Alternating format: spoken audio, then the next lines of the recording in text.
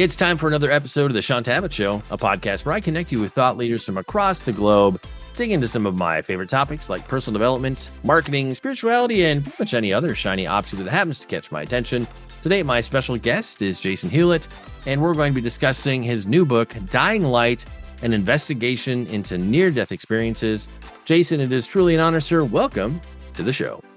Well, thanks so much for having me on, Shaun. I think this is the first time I've been called like a leading thought thinker or something like that. That was pretty cool. Well, by the end of this episode, we will escalate your fame, all the things, to heights you've never achieved or experienced before. So welcome to the elite club of soon-to-be former guests, so to speak, on the Shaun Tabatt Show. I think the place I'd like to start out, this is the first time my audience is meeting you, first time you and I have connected. I would love to hear a bit of the Jason Hewlett origin story, superpowers, special abilities, all the things. Share that with us now. I guess in an elevator pitch format, I'm a paranormal investigator and researcher, also an author and filmmaker. My background is actually in journalism. I was a crime reporter for 10 years at a daily newspaper, but I've always had an interest in the paranormal since I was like a little kid. So somehow my passion for journalism and the paranormal married itself with a film degree that I got from the 90s. And so this is how I spend my time, telling paranormal stories, plus investigating allegedly haunted locations.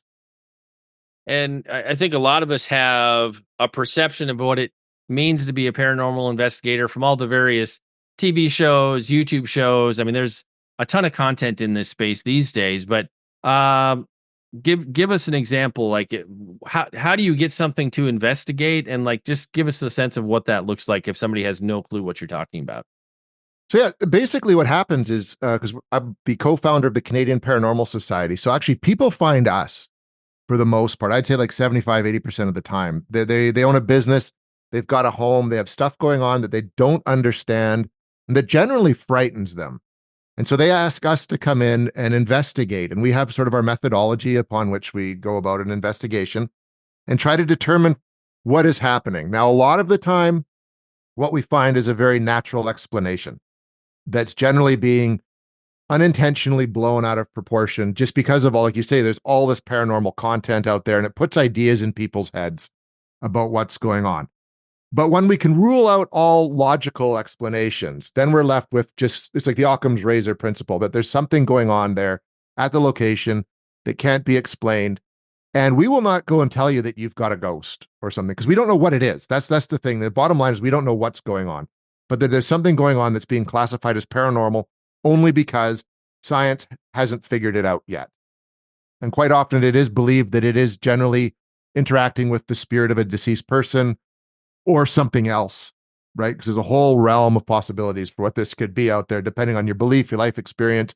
And we're just finding that there's lots of potential explanations for this. So if we're lucky, we get invited back to investigate again, because we apply a scientific method, or as scientific a method as we can. So we like to test theories and methodologies repeatedly if we can. Quite often, though, people are quite happy that we've confirmed that something's going on. They're not nuts or hallucinating. And they're generally quite happy just to kind of live with whatever that reality is. So that's basically how it works. None of us have any formal training. There is no formal training. There's no such thing as experts in this field, despite what TV tells you. We're all people passionate on the subject matter who like to help people and kind of get answers to our own questions, because pretty much every paranormal investigator has had an experience that he or she had as a child growing up that sort of influenced this thing. And when we started talking before we got into the interview, it sounds like you and I watched some of the same shows growing up that kind of clued us into mysteries and the unexplained, and even my work in the NDE space that fits kind of in just the supernatural, mysterious, where we're trying to all make sense of it.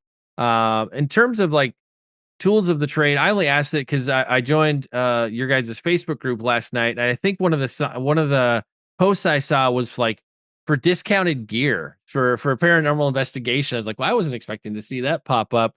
In terms of like tools of the trade, what, if you go out to do an investigation, what are some of the things you bring with you for the investigation? We keep it pretty. It's funny because that discount paranormal to equipment, that Peter Renn, my colleague and close friend, we actually as a group, we build our own equipment, because you can go out and buy equipment from places like Ghost Stop and all these other places, but you have no idea what's in it. And a lot of the time people have put computer chips in it that generate words. Like we don't use apps, we don't use anything. We build our own equipment, but we do keep it very simple. We use digital recorders is our primary tool to record sound. Pen and paper to write down when things happen. Because I have a film background, I use like video cameras with night vision on it, the GoPros, just to document what's going on. Because we do a web series out of it sometimes. We use a device called a spirit box. That's something I think is quite known and it's quite controversial, and it picks up AM, FM frequencies and channels through them. Because one of the prevailing theories is we are made of energy, right? And when we die, that energy goes somewhere. I'm not talking soul. I'm just talking about the energy inside our body. And so it goes in, there's a belief that it goes into the Earth's electromagnetic field, and that what might be happening is basically like recordings playing back more than anything else at these locations where people have died or trauma has occurred. So the theory is that by kind of tapping into the radio waves, you're picking up on that energy and they're able to speak to you using this device. But it has its own pitfalls as well. So really our primary equipment is like, thermal, basically digital recorders, pen and paper, cameras. We'll use thermal imagery because, the picking up cold spots, thing like that. That's really about it. Like there's a whole bunch of other stuff that people will try to sell you. Like, like these devices that light up and all that. We create like these tripwires that are motion activated that'll light up and make a sound if something, because then if we're in one part of the house, we know they're all the only people there, and one of these goes off in another room, then potentially something has touched it or moved it that could be a spirit or ghost or whatever you want to call it, right? But we keep it very simple. There's a lot of other stuff out there like these, Kinect cameras that try to make human figures out of things moving around, but that's using technology created for video games that it's supposed to create patterns anyways, right? So you can't really trust that that's showing you a spirit as far as we're concerned.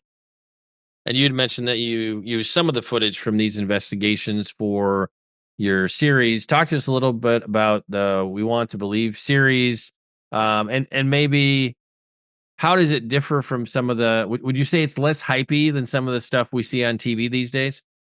That's the point of it, is we're kind of the anti-popular paranormal reality, quote unquote, reality show. Because a lot of those shows are, it's on network television, right? They need to make advertising dollars off of it and pay their budget and things like that. So, and there's stories that do circulate about these shows going, and I think with the best of intentions at the first, but then becoming, you've got to get ratings. You got to keep your ratings up. You got to show ghosts. And that's what people want to see that watch this kind of stuff, right? We want to be scared and see frightening things. But what we do is our show is in certain situations where we are allowed to film and interview the people and they're not worried about it getting out publicly. We try to show what goes on in a real paranormal investigation. So if we do an investigation and we record it and nothing happens, that's what happens at the end of the show. And we try to explain why nothing would happen.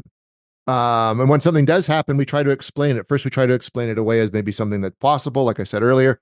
If not, we're left with, maybe the possible question that we've experienced something. And so we've had episodes, they've run on YouTube and then moved to Paraflix, which is a streaming app. We're now switching over to another platform here shortly.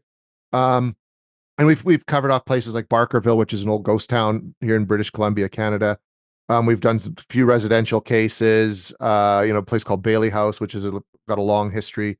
So we try to cover a variety of things. And when it's a historical site, we try to tell the story of the location, because quite often, if there's a story of hauntings, it's tied into the history of the place. We like to show that as well. So that's kind of our little bit of entertainment that we put out there, but we're trying to show what really goes on in this very unsexy and unexciting world of paranormal investigations.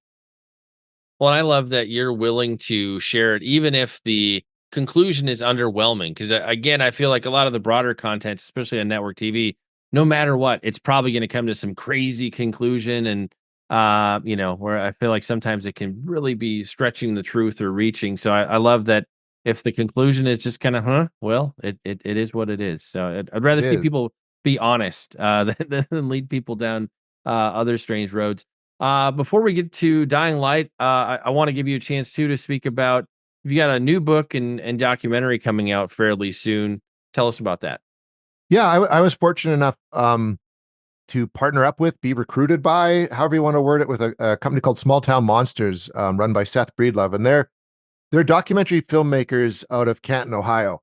And literally that's what they do, Small Town Monsters. They go to these places where there are these stories of like Bigfoot or Dogman or Mothman, and they tell the story related to that, very similar to what we do, but in the monster realm. And last year in May, they came up to British Columbia, to Harrison Hot Springs to do a documentary, because that's where the birth of Sasquatch really happened. John Green was an investigator and researcher, and that's where the term Sasquatch came from.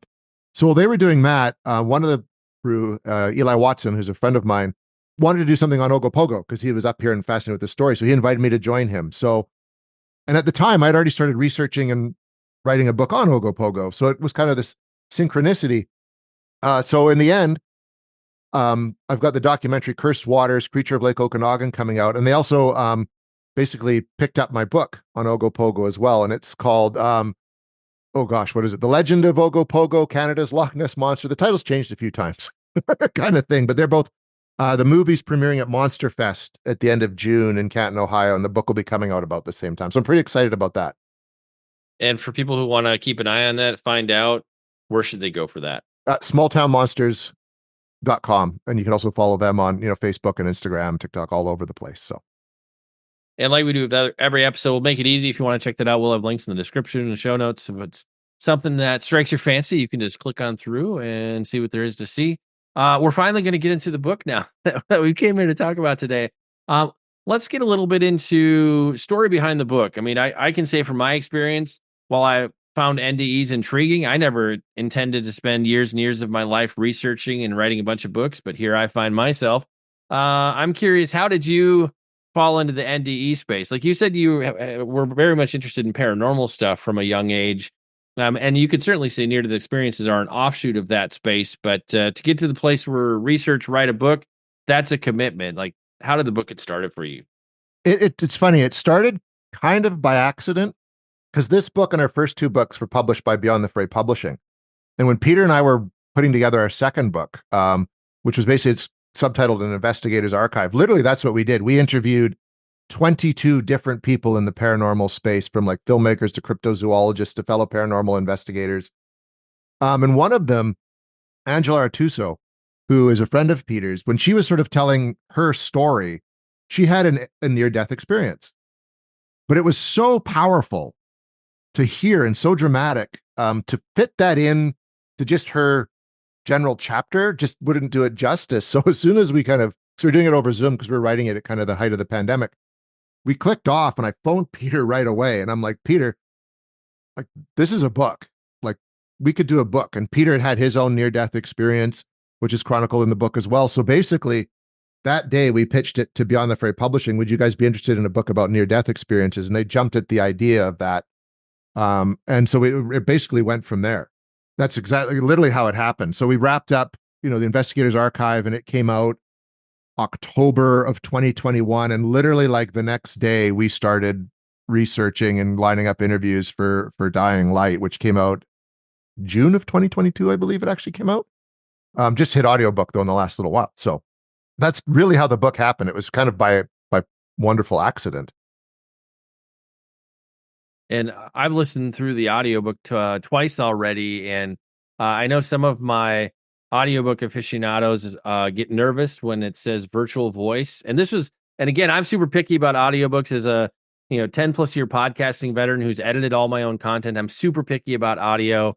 As a publishing guy, I'm like, what? Let's use a real narrator. But the virtual voice experience was fantastic. Like, other than like 4 or 5 words that weren't pronounced right, like it was flawless, and it sounded like a normal dude reading the book. So don't let virtual voice turn you off. It was a good listening experience. Oh, I'm happy to hear that because I haven't heard it yet. So that's excellent.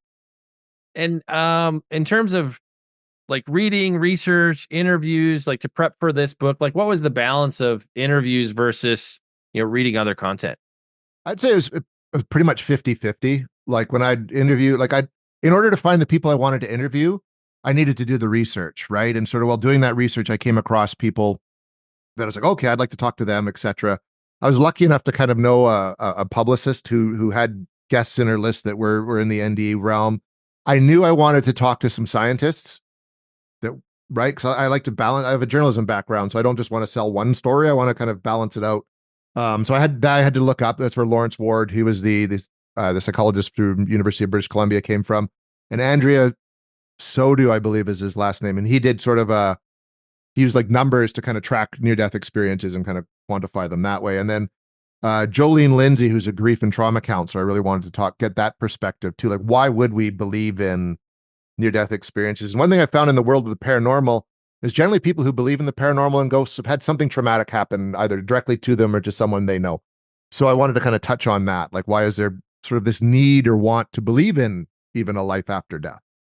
Right. And so it really, yeah, 50-50. And I mean, it took a long time, like to kind of so once you kind of do all this research, then you got to line up your interviews and interview the people. And I was really happy with how it came together. But out of next to the Ogopogo book, it was the book that took the longest to kind of research and interview and then write. Yeah, in my experience, the one thing people want is a good mix of stories for these books, and capturing stories that get across what you really want to communicate in the book. Sometimes it can be hard. You don't always hit a home run the very first time, depending on the guests that you're pulling on. In terms of your history with being a paranormal investigator, like, did you pull on any of those? Obviously, you read in your research, but maybe the better way to ask it, like, going after this kind of a project, was that a little bit different than some of the other paranormal research you've done? Because NDEs is kind of a different sort of niche space. Yeah, it was totally different. It was a book. While writing it, I can't say this for Peter, but I know it changed my perception on things because I had a pretty set idea, kind of what I thought about near-death experiences and you know what happens when we die. But it really kind of, I guess, it opened my mind to sort of broader possibilities. And I kind of mentioned, like, it's not something that we can go and investigate per se. Like, our investigation was the research and the interviewing. That's really all you can do. I didn't really feel like being, having induced death and seeing if I could make it back. And I just wasn't willing to risk that right now. You know what I mean? So it changed things. But talking to these people, like there's some interviews in the book that I thought, wow, that is really out there. Like, you know what I mean? I think Scott Taylor was one of those where he talked about where he had it basically, he didn't die, but someone he loved, two people he loved died, and they took him with him to the other side. That to me, I was having a hard time buying that, but he told that story with such emotion and conviction that it was hard not to believe him. And I hate saying that because it's not that I doubted him, but it's just pushing the realm of what I can accept just based on my own life experiences. But when Peter Panagore was sort of talking about when he went to the other side and he decided he needed to come back, and that bit with there's talking about the tunnel and all these different options where he could have gone. I had an experience like that, not dying, but just weird experience that I kind of chronicle at the beginning of the book where something very similar to that happened to me. So where it's big, is this life that we live the only life we're living? And when we die, do we get to go and try out another one? You know what I mean? Like that really, I've started believing more into like this whole multiverse concept. Well, after researching and writing this book, than I was open to it, say, before. So yeah, it was a different experience, very moving, a very powerful one. And I think much like many of the people who had these near-death experiences, the subject of death and the prospect of my own death isn't frightening anymore, or as frightening as it would have been prior to writing that book. Yeah, I mean, that is a common thing you hear from a good majority of the near-death experiencers is they are no longer afraid of dying. They feel like they have an assurance and a comfort level with where they're going to go again after they die. I have found a handful of people like Howard Storm is a real classic near-death experience story. People are very familiar. Like, he was on Oprah back in the day. His book is well known. He's probably one of the few people I've met he just still, even all these years later, sharing his story, still seemed like he was PTSD, somewhat traumatized from the darker parts of his experience. But by and large, I guess maybe I've encountered more people who've had positive near-death experiences as opposed to disturbing or DNDEs, disturbing or distressing near-death experiences, as folks call them. And the whole shared death experience phenomenon, Raymond Moody, in his most recent book, who's kind of the granddaddy of the NDE space, he coined the phrase near-death experiences.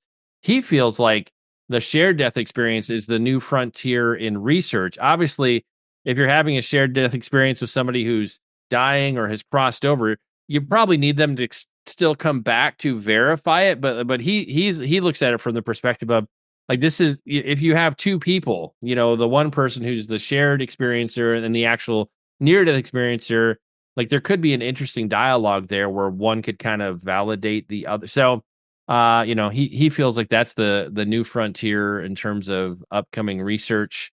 In terms of your experience too, what was interesting to me, one of the things I talked about in my most recent book is just the idea of, and I didn't coin this. I think I got it from an interview with Pim Van Lummel, who's got a very popular NDE book.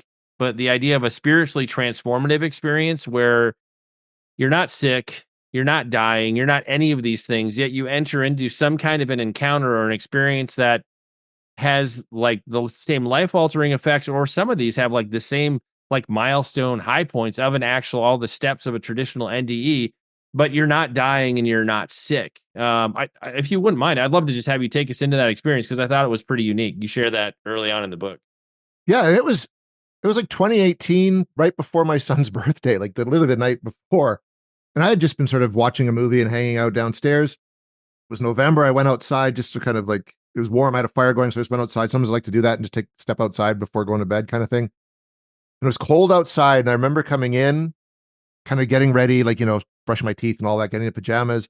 And I got into bed and I was like still kind of cold. And then instead of falling asleep, I started having this weird panic attack where it felt like I was dying. And I've had this happen a couple times in my life, but there's nothing going on. I've been checked out. There's no problems.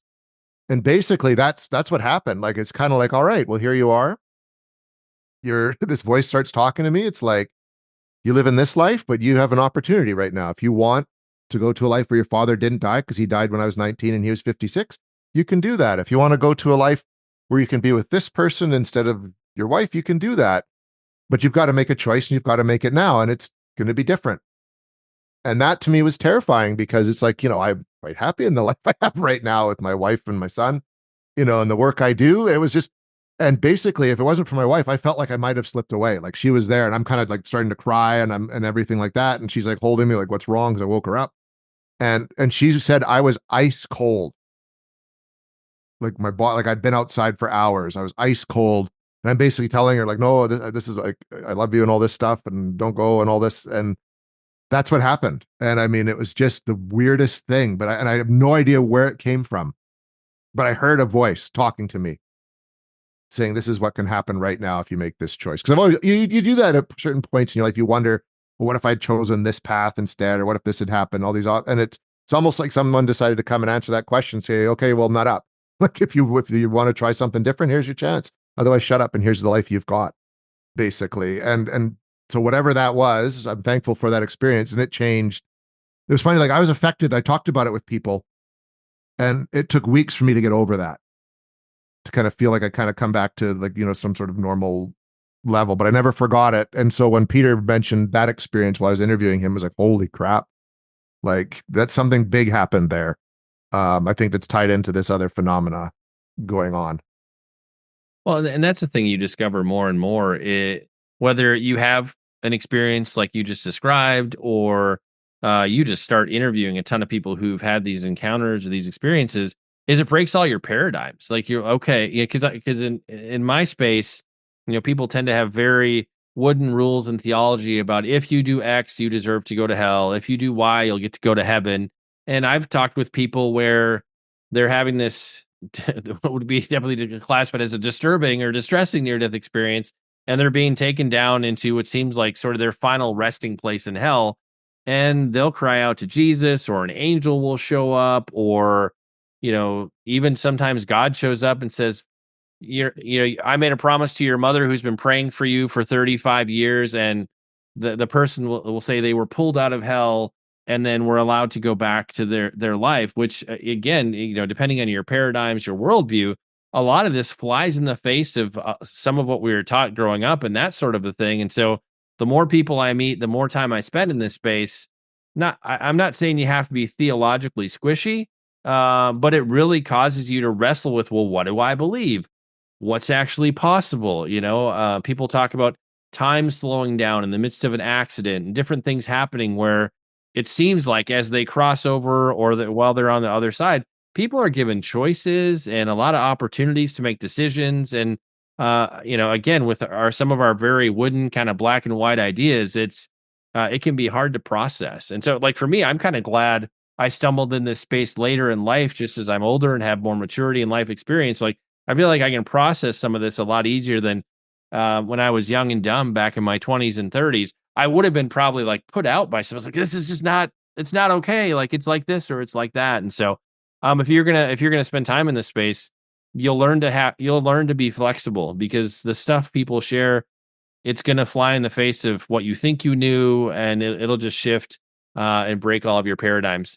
In terms of a section of the book, like I felt like this was a big section of the book.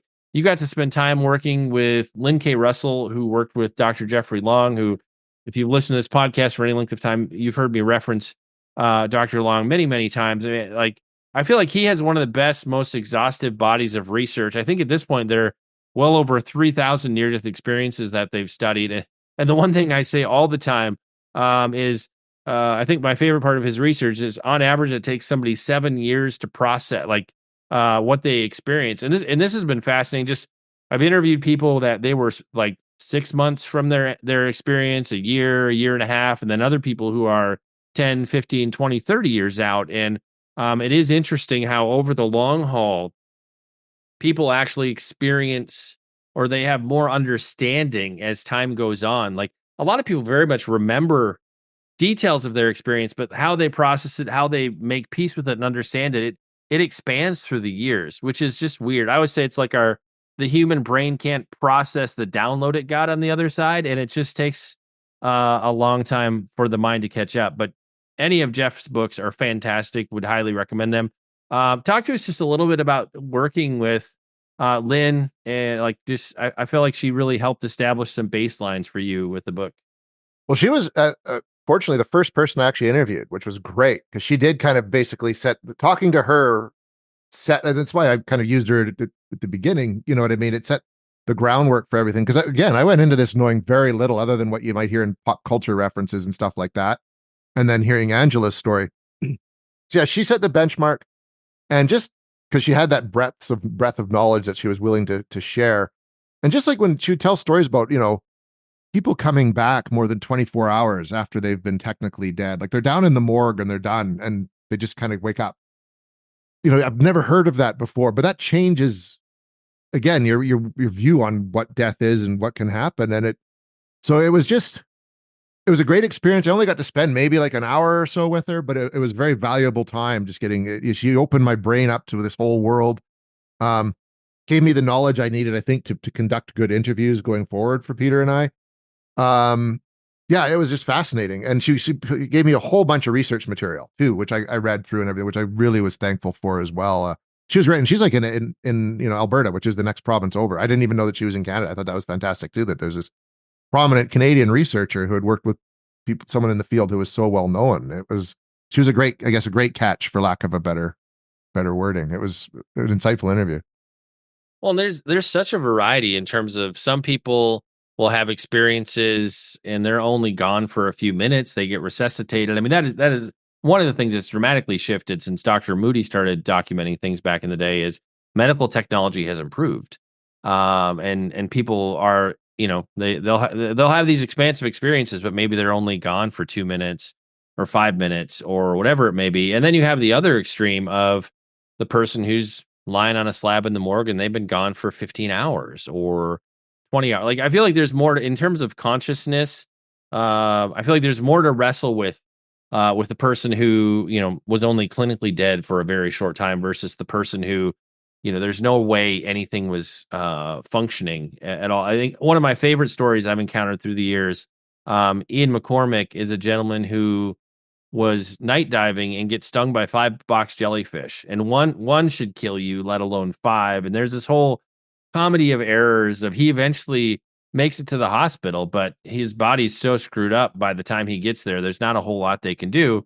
And, he freaks out a guy putting a toe tag on him in the morgue, like some 10 plus hours later. And he dramatically walks out the next day. Like, he experienced a crazy, miraculous healing. But again, there's no logical reasoning as to why Ian should even be alive, getting stung by 5 jellyfish. I mean, that's probably one of the most extreme stories I've heard through the years.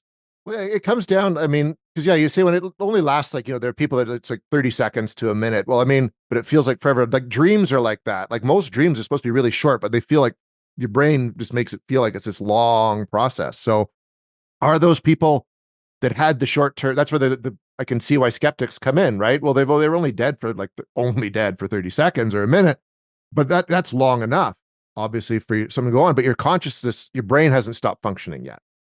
So what is that? Is that like what Lawrence Ward said? Is it just, your mind just trying to make sense of what's happening to you? And somehow you've heard enough stories about near-death experiences that this is what it's sort of, because we like to do that. We like to try, our minds like to sort things out into some sort of order. Well, it's like, okay, well, something traumatic happened.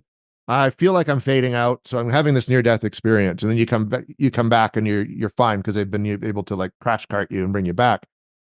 But when it's been, like you say, 15 hours, your brain's dead. Rigor mortis is set in. Like there's something much more profound going on. And there are these documented cases where that's happened. So there's one, I think it was on that Netflix series, Surviving Death. It was the woman who was a diver. Can't remember her name right now, but she was underwater for like a really long time. It was like, it might even been like almost half an hour trapped underwater and her air had run out and everything, but she came back. And you can't ignore that. And you can't just write that off as like your consciousness. You know what I mean? There's something much more profound going on. And I feel like that is probably one of the more challenging spaces, depending on whether you're trying to approach this from some kind of a faith-based worldview or more of a secular context. I feel like especially in my publishing space, we're probably not as worried about what do we do with this consciousness? When does it transition? What happens? Because we're processing it from a Christian worldview lens. Well, that's the spirit leaving the body, and so we're kind of putting our take on it versus more and more books I read on the more secular leaning side. So much of the research is focused on consciousness, trying to understand it, trying to figure out when and how does it transition? What does it mean when when it comes back, and all the different things. And so I think depending on the lens you're trying to use to just live with this, understand it, figure it out, I feel like that dramatically impacts kind of where people go with research or maybe the questions that they're really trying to answer. For sure, there's a bias, right? I think they come into Right. it with a bias. And I think we tried really hard to come in at Dying Light without one. We're investigators. So we're just investigating it and seeing what we can find, which I think the last line of the book, I think, is so the question now is, what do you believe? Because what do you believe? I'm not going to give you an answer as to what this was, because I can't answer that. But I think there's a risk, like sort of on both sides, the secular, and the faith based, because there's that lens that they're looking at it. And I think the truth is kind of more in the middle, personally. And that's just where I come at it from someone who is like, raised Christian, but doesn't really practice, but is a very spiritual person, more based on his life experience, but wants to apply some scientific method to thing. I think the answer is in the middle, but no side wants to look at the middle. You know what I mean? Right. Well, and even like I know in my context, like some of the folks who watch and listen to the show, they get uncomfortable when I talk to people from the other side of the fence or who are coming at things from maybe a slightly different worldview lens. But what I find and what I love to talking to people like yourself and others is I find when people approach these things from their bent, their worldview, you with your paranormal investigation background, you will pull on strings and see facets and intricacies of things in a way that I never would have conceived of. Because, like all of us, we come at it with a bias, or if we're working on book projects, we're looking for things to support our ideas and the story that we want to tell.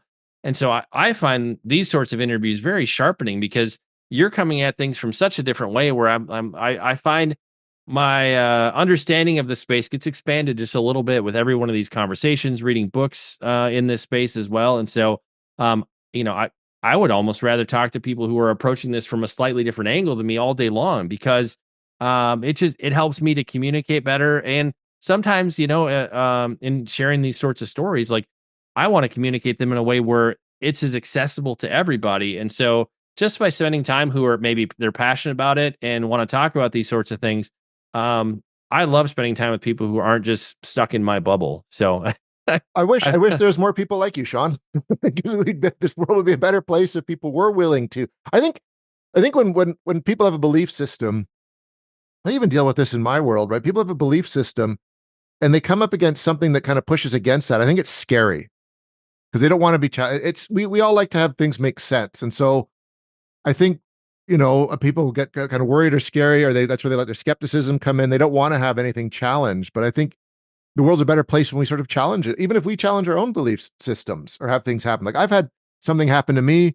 I went and talked about it with a buddy of mine who's Catholic. I'm like, I had this experience, and he's like, "Well, you heard the voice of God," and I'm like, "Really? What?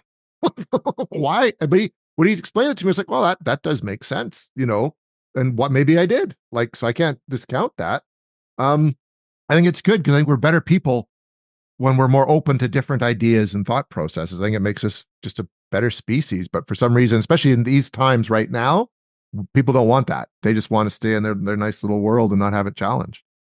Yeah, and I would say if you're going to rub shoulders with kind of all sides of this particular conversation, is you just need to be confident in what you believe. Like I don't, I can disagree with somebody, but it doesn't mean I'm offended. Again, I try to use it as a learning experience, and like I said earlier, maybe the great thing I get out of it is next time I tell one of these stories, I communicate it in a way that's far better, and somebody from a different camp can receive it better, or maybe they'll better understand how I perceive. But again, I see it as a sharpening experience, and I really enjoy it. So don't be afraid to read books and talk to people who are outside of your space, so to speak. But I would say if you're going to spend time in the space doing interviews and whatnot, you do need to be confident in what you yourself believe, because as I found, the more I went down the NDE rabbit hole, the more I discovered, oh my gosh, there's UFOs, there's ancient like there's all kinds of interest. Like when you get into the broader stuff, like it's all over the place. And so you're just gonna have to be comfortable with that not everybody is just processing this through a straightforward faith lens. Like it's all over the place. One of the areas just in this space, or I always say that one of the ditches, and you talk about this some in the book, is people who remember past lives. Like when you get into stuff like that, this is where I feel like your worldview really comes into play. Because, for folks who aren't processing this through a Christian lens, would be like, well, that's just reincarnation, and if I were to process the whole past lives phenomenon, I might say, yeah, I really feel like that person's being influenced by some kind of maybe a demonic or a familiar spirit. So, but again, you just get into these weird places that's not really an NDE. It's not really a vision or a dream. It's people remembering often verifiable information about somebody else's life. You talk about that somewhat in the book. Tell us a little bit about that phenomenon, and like, how do you process? How do you deal with that? Because like I've only interviewed one guest who had a book about that, and it's something I'm going to go at length in a chapter in my next book. But it's kind of a weird fringe space of the NDE community, if you will. Yeah, and I think it was David Bettenhouse, and I can't remember her name, but the last name was Bogman Kidd. And they're friends that basically discovered that they lived past lives together. And I think they said something like 16 or something like that. Like it was, and we've all heard of reincarnation in the past life experience. And it's basically as you describe it, it's people suddenly somehow getting memories that are verifiable that happened. Like they talk about in theirs where he was some guy and she was a singer, and they were at a wedding for a mobster and he was shot, but they can verify all this information that happened. And I even went and did my own research and was able to, like, yeah, they're not making that part up. I don't know where they got that information from, but as far as they claim, they lived this different life and they've lived many lives together. And they believe that all of us kind of have like our community that we travel through these different lives with, just in different capacities. And it's mind blowing. I think even Scott Taylor talks a bit about that in his bit, where he sort of saw all the different past lives he lived when he went over to the other side. I guess even Peter Panagore kind of substantiates that with his going through the tunnel and saying, well, you can drop into this life or this life or this life. I don't know what to make of that, man. Like I mean, I've had dreams with people that I woke up and it was real. It didn't feel like a dream. It felt like a memory. And I've even caught myself days later going, I remember when I did that with so-and-so. It's like, no, you didn't. You dreamt that. Am I touching on while I'm dreaming? When we dream and sleep, do we travel to different lives? We pick up on things that happen. I don't know. And yeah, from the faith-based thing, that doesn't really quite work at all within the framework of what's supposed to. When I was brought up, it's like, no, when you die, you go to. My grandmother didn't even like that we cremated my dad, because she was like, he won't have a body to come back to when we all come back. He right? has And no so chance. none of that No fits chance in in the with that. resurrection with that scenario. No. Yeah, right. So I find it fascinating though. People believe that if you meditate the right way, you can change your vibrational frequency and drop into a past life or a different life. Like I don't know. I've tried that. It didn't work. So, um, yeah, I don't, I find it fascinating though. I find all this stuff fascinating. And like I said earlier, I think all the phenomenon, even like when you factor in religious beliefs, I think it's all kind of part of the same thing. We just, I think as individuals or groups, just get snippets of different parts of it. And then depending on what works for us, we cling to that. Right. Um, And I think one of the things we can do is just say, here's a weird tangent or a trail you can go off in this space. It's really intriguing. Here's how I would best, like I said earlier, is it a familiar spirit, a demon? I don't know. Yeah, like that's my first attempt at best processing it through my worldview. But I'm not fully sure what to make of it. Like I've read a couple of books in that space. I haven't done any specific interviews other than the one, and it's a weird anomaly that I don't know what to do with it because my worldview does not really allow for it. And so that's just a boundary that I'm wrestling with. And I'll do a handful of interviews and probably read 4 or 5 books from that space for my next writing project. But it's a weird one where like you, I'm like, it's super fascinating. I 100% don't know what to make of it yet. So and there's enough people out there having these experiences and they're being documented that you can't ignore it at the same time. Like, right. so there's something tangible to it's like the near death experience. There's something happening to people all over the world that can't be ignored and can't Yeah. just be shrugged off as like just consciousness, your body's Right. conscious. You know what I mean? Like there's something more profound, I think, going on with all this stuff. Well, and I think it'd be one thing if it wasn't verifiable, and I'm not saying that in every instance what people remember is verifiable, but there are documented cases where people remember things that of people who have died in great detail. They can, I like it especially when it's children who just would be. I feel like they're less prone to trying to trick you, but can identify, like show them a picture of 5 houses and they can pick the house that person lived. All the stuff like it's uncanny and it's crazy. And so, again, the only thing I can oddly liken it to, and I've done a ton of interviews in the deliverance and exorcism space. I've talked to a lot of priests through the years, and probably the closest thing is people will have these demons manifesting, often influencing a person, and the demon will start sharing all of these past life memories of, oh, I was a child who was in this house and I was killed and you need to basically right this wrong. And the people will be sent on a crazy wild goose chase for a long time. And none of it, like most of the time in that scenario, none of it plays out. None of it's verifiable. And so that's maybe the closest thing I can liken it to. But what do you do with instances where it is verifiable information? Like it's legitimately somebody's past life. I don't know. I can't reconcile my worldview with it yet. So come back to on a future episode. Maybe we'll have it completely figured out. But it's just, again, you spend time in the NDE space. This is just one of the weird offshoots where you're like, gosh, I don't know. Because it's part of the consciousness conversation. Because how are you connecting into the consciousness of somebody else who died in the past and being able to access all these memories with specificity? It's at the very best, I can just say it's strange at this point. Well, and in their argument, it's the same consciousness. The consciousness just travels from body to body, right? And so eventually you kind of figure out everything you're supposed to figure out, and then you're allowed to move on to the other place, which I think that's kind of where, sort of faith-based work, maybe it works that way, right? I don't know. And a lot of, or not a lot, but there's a lot of cases with like NDEs where it's very similar to the alien abduction experience, which we could have written a whole book on that. I just didn't want to go down that rabbit hole because it is its whole other thing. But a lot of these sort of phenomenons kind of cross over with other ones, right? Which I think muddies the water and confuses things. And that's partly also what makes it so interesting. Yeah, I worked on a book project years ago. I remember the author's first name was Tim. I can't remember his last name, but the book was called The Paranormal Conspiracy, and he attempted to look at UFOs, Bigfoot, all these different things, and basically the summary of his answers in that book is he attributed to all just demonic activity was kind of the answer that he had in that book. But People come at this stuff from a variety of different solutions to what people are experiencing. You didn't really get into this in the book, but I'm going to go here for a minute. And folks who have listened to a lot of episodes of the show, like I did interview Mark Anthony 2-ish years ago about his book, The Afterlife Frequency. And he's a practicing medium who is very popular and speaks at like IANS events and other kind of NDE conferences. But in terms of working with a medium, in terms of your paranormal research, and I don't know if it relates at all into your NDE research, but just would love to hear a little bit about what that looks like.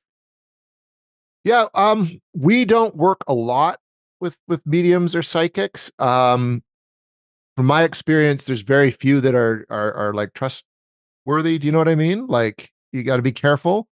And when we do work with them, there's a risk factor because a lot of the times you see it a lot in the TV shows too. They bring in a psychic and the psychic comes through and tells you a whole bunch of stuff about the house. And then you go and investigate after. Well, someone's already planted a seed in your head about what could potentially be going on here. So what we do when we do use them is we will investigate and then we'll bring someone in who claims to be psychic and see if what they pick up on matches what we've been finding and the stories that we've been told through interviewing people at the home. And we've had good luck that way, where they can kind of quantify what we're experiencing. Because I do believe people, I think we all have an ability to some form of psychic ability. I'm quite empathic. I can read a room and people in the room just by feeling. And I'm usually pretty bang on, but that's as far as it goes. I think other people can touch the other side in some form, but I just think it's something you got to be careful of because there are people out there who claim to be psychic. We're just trying to take advantage of people. The big telltale for us is, do they ask you for money? Right? Like right Sure. out the gate. Yeah, and I am in no way endorsing or recommending that you go work with psychics or mediums when it comes to NDEs or anything else. But again, not unlike the past lives, this is another kind of offshoot of this space that there are a lot of psychics and mediums operating in the NDE space. And I think again, when you get in, and it would vary from person to person, but more often than not, with the books I've read and the handful of people I've talked to, a lot of the mediums or psychics would say, they are helping people communicate with spirits of the dead, and they may have a worldview or theology where they don't even believe demons are real, kind of a thing. And so there's a disconnect there, depending on how you're trying to approach it. Ironically, when I talked to Mark Anthony a number of years back, it was just fascinating to get him to kind of break down what's happening in his body and sensations he experiences and just some of the different things. What was intriguing is some of those same things have a parallel in the charismatic space in terms of people operating in what we would term spiritual gifts, giving prophetic words, sensing things, having visions, and all kinds of stuff. And, again, there were some intriguing parallels, and to me, how I process that is, the world is set up to work a certain way. I would say the charismatic Christians are approaching it from kind of their worldview lens and maybe their team, if you will. The psychic or medium is approaching it from their kind of worldview lens. And, so I feel like sometimes people are operating in what I would call common grace principles of how the world's set up. They're just coming at it from very different perspectives, maybe rubbing shoulders with different spirits, if you will. Again, it's a dicey space. It's a weird space. But again, something that can't be ignored. It's one of those strange offshoots of the NDE world. And so again, something I'll address in my next book, but you can't ignore it in the sense that there is a lot of influence in this space from that world, so to speak. Well, I like how you sort of say it. It comes down to it's almost like defining it. We all define, it's the same phenomenon. We're defining it in different ways, just based on where you're sitting, which camp you're sitting in, right? I think like we don't use the phrase demon. We'll use like negative entity, just because if you say demon, a lot of people suddenly just have this preconceived notion of what a demon is, and they think they're going to get dragged to hell and their house is going to fold up into nothing. You know what I mean? You have to be careful with the wording you use. But we've encountered stuff that I would definitely say is negative, that's probably been around forever and is not human. Yeah, I don't see the word poltergeist used as much anymore. No, that's changed too. Right? There are poltergeists, but they don't use the terminology so much. I think after poltergeist, that changed a lot for people. I think the place I'd love to go next is in terms of people having enhanced abilities. I think I've heard it described as, they have enhanced psychic abilities, if you will, after their near death experience. Or I have friends who, after their experience, like they're more they are more empathetic, they understand more. I have people who will say they now can operate in like gifts of prophecy and other things. So again, we're kind of changing some of the terminology depending on how the person is processing this. But it seems like for a lot of people, once they touch that other side, I always say it's almost like they always kind of have a foot in the afterlife. Like there's some part of them that is still so connected that, or even in terms of what they see, like people talk about that afterwards, they'll have visions and can see spirit angels and other things operating in their space that they never saw before their near death experience. So just maybe in terms of some of what you cover in the book, people having enhanced abilities post NDE. Yeah, it does seem like most do, not all. There's a couple cases where that we were when we were doing the interviews where they kind of not much had changed other than they were no longer scared of death. That's kind of a common one. But yeah, even Peter said he came back and he could feel things that he couldn't really feel before, and he actually really had to work at grounding himself.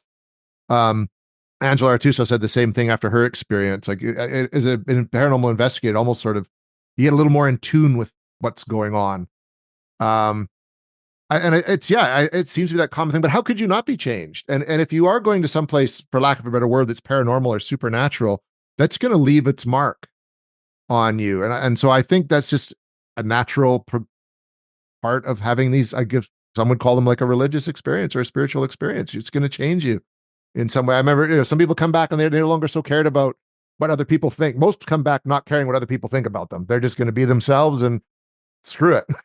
People have a problem with that. That's their problem. I think it sounds like it's a very, for the most part, positive, liberating experience. Yeah, I find their lives often take some pretty dramatic turns. Like I've met people where they completely abandoned like a lucrative career. They no longer cared about money and just all these different things. I've met people where they ended up getting a divorce because they were so different than the person their spouse married. It created massive conflict, dramatic personality changes. My good friend Randy Kay, he was a corporate trainer, and before his NDE, he wasn't the most loving and empathetic guy. And so he had all of these kind of surveys and things that they would do, like to look, your personality fits here or there on this quadrant and in this quadrant kind of a thing. And he continued in corporate training for a while after his NDE, and he retook some of these tests, and how he ranked in that scale was completely opposite of how he was before his NDE. And on the other side of it, he's more loving and empathy. He's one of the kindest people I've ever met. And so I'm not saying that's scientific proof of a change, but it is interesting that, because usually those personality kind of battery test sort of things, like you sort of chart how you chart, and to have it dramatically swing the other direction after the NDE, is certainly a legitimate phenomenon. And again, I feel like that's just people process that over time. And yeah, it is interesting how much the personality changes.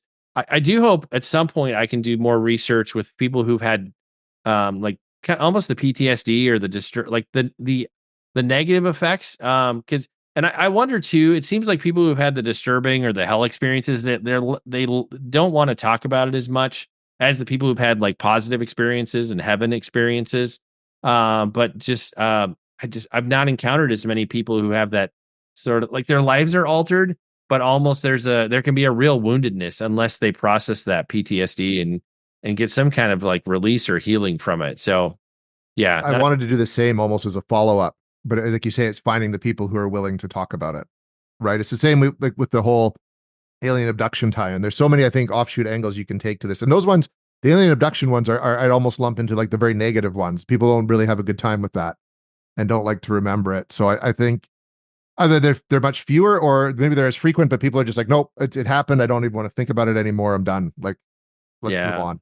I think people are hesitant because they just don't want to be painted in a negative light. And they're like, oh my gosh, you went to hell? What is wrong? Kind of a, yet ironic. You do wrong in life. Yet ironically, I've talked to experiencers who were about as Christian as a doorknob. They had no faith, agnostic, running far from God, and they would have some of them have had heaven experiences and very positive experiences. So it's not as wooden or black and white as you might think, and you'll have people who thought they were card carrying Christians who have hell experience. Like, what do you do with that? Again, your paradigms are going to be wiggled at the very least, as you're wrestling with these stories. I'm pretty sure. I mean, if you get into this work, I know like my paradigms shifted many times. And after I had my experience in 2018, by the end of that year, I had left the 9-to-5 world and went more into just doing what I wanted to do with my life. I'm like, I'm not wasting time anymore, right? So even though I didn't die, it's still, that was almost like the last straw to like, just like, nope, it's time to change, make a change. So. And a couple of questions here yet as we begin to wrap up. In terms of like reader takeaway, like somebody spends the time, they read the book, like what's that enduring thing you hope everybody picks up? And, I would say, as a guy who's widely read and written multiple books in this space, this book is a fantastic introduction. And what I loved is you introduced me to stuff that what I would consider the introductory books in my Christian publishing space. Like, you just addressed some different things. And so, if you're trying to get acclimated to this space, I'd recommend this book as a good place to start. Again, just make sure, like anything, you're going to have to be comfortable with your own worldview and some of your beliefs, because this book is going to push you maybe in some other directions. If all you've read is Imagine Heaven, this is going to go into some different places. But for me, I felt it was a good introductory volume. But for you, as one of the co-authors, like, you're like, man, if you read this book, this is the thing I really hope you hear, hope you take away from it. I hope it gets people thinking and asking questions. So because it was Peter and I's introduction really to the phenomenon as well. And that's kind of how we approached it. And we just hope that when you read this book, that it just gets you thinking. If you've got one worldview, just open your mind a little bit, not to change the way you think, but just to look at other possibilities. Because I think nothing is so easy to explain that it can be one way or the other. That would be like my big hope. And for you and Peter on the other side of the journey, like how did, and I think you partly answered this already, but like, if you had to summarize it, like how did writing this book shift you, change you, challenge you? It sort of challenged like my belief systems. I know it definitely, I'm not as scared of the whole concept of dying anymore as I was when I went into the book. I think it really had helped that way, but it also taught me kind of maximize the time I have, because none of us know what's going to happen. We could wake up in the morning and not make it to the end of the day every day. It's like that old saying. Actually, it was funny. I was watching the new John Wick movie last night, and there's a line which I love those movies, but there's a line in there that those who embrace death live, those who embrace life die. And I think that's very, very true. We're going to die. All of us will. And you better get comfortable with that and use that knowledge to kind of energize you and invigorate you and get you to live the best life you can. And I think writing the book really helped with that. Yeah, if you read any number of stories in this space, you'll find the majority of the people who have an experience, their day started out normal. They weren't planning on dying. More often than not, they have a catastrophic accident or a health crisis or something. But it started out like any other morning. They weren't expecting any of those things to happen. Jason, in terms of people connecting with you guys, finding out more about all the work you do, where's the best place for us to go on the web? We have a Facebook page, Canadian Paranormal Society. Come join it. It's a private group, but if you answer the questions right, we'll let you in into our little world. And it's basically a community for people to just chat about this subject matter, share funny memes, and we do update people on our investigations there. We also have a website, CanadianParanormalSociety.ca. You can also find me, Jason Hewlett, on Facebook or Instagram, Jason Hewlett Official. I like to share my stuff there. And then for the upcoming like Cursed Waters and the Ogopogo book, just check out smalltownmonsters.com. And like we do with every episode, we'll make it easy. We'll link to websites in the description and the show notes for the episode, and we'll have links as well to where you can pick up your very own copy of this new book. It's time to bring this episode of the Shaun Tabatt Show to a close. Many thanks for being a part of my conversation with Jason Hewlett. Once again, our book today was Dying Light, an investigation into near-death experiences. And Jason, I want to say thank you so much for sharing with us today. It's been an honor and a pleasure to have you on the show. It's been an honor and a pleasure to be here.